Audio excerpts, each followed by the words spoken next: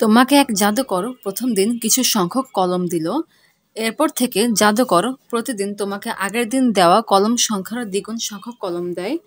তুমি চতুর্থ দিন দেখলে যে তোমার কাছে ৬০টি কলম আছে।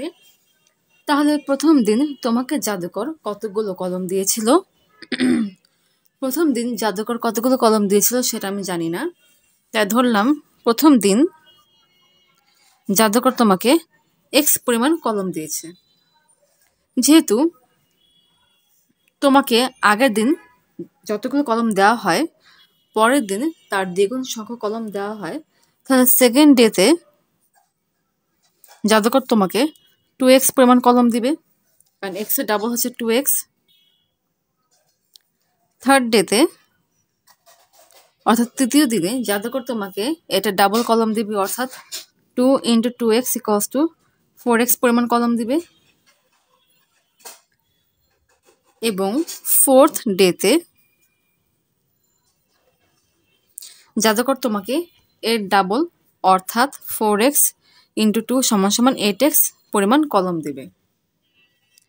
তুমি দেখলে চতুর্থ দিন শেষে তোমার কাছে মোট ৬০টি কলম আছে, অর্থাৎ x + 2x + 4x + 8x = 60।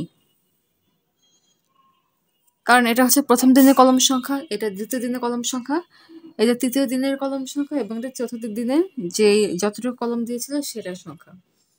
আবারও বলছি, এটা হচ্ছে জাদুকর তোমাকে প্রথম দিন যতটুকু কলম দিয়েছিল সেটার সংখ্যা, এটা হচ্ছে জাদুকর তোমাকে দ্বিতীয় দিন যতটুকু কলম দিয়েছিল সেটার সংখ্যা, এটা হচ্ছে জাদুকর তোমাকে তৃতীয় দিন যতটুকু কলম দিয়েছিল সেটার সংখ্যা, এটা হচ্ছে চতুর্থ দিন জাদুকর তোমাকে যতটুকু কলম দিয়েছিল সেটার সংখ্যা। তাহলে x + 2x + 4x + 8x হবে 60 এর সমান। এখানে একটা x, এখানে দুটো x, অর্থাৎ মোট 3টা x।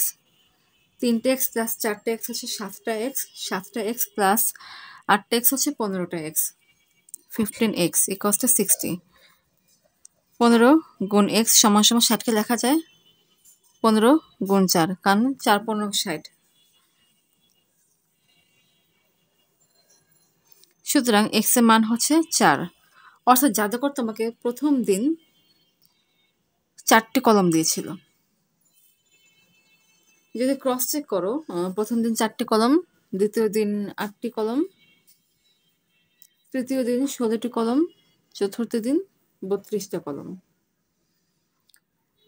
32 + 16 48, 48 + 8 49, 50, 51, 52, 53, 54, 55, 56 + 4 60। অর্থাৎ জাদুকর তোমাকে প্রথম দিন 4টা কলম দিয়েছিল। এটাই অ্যান্সার।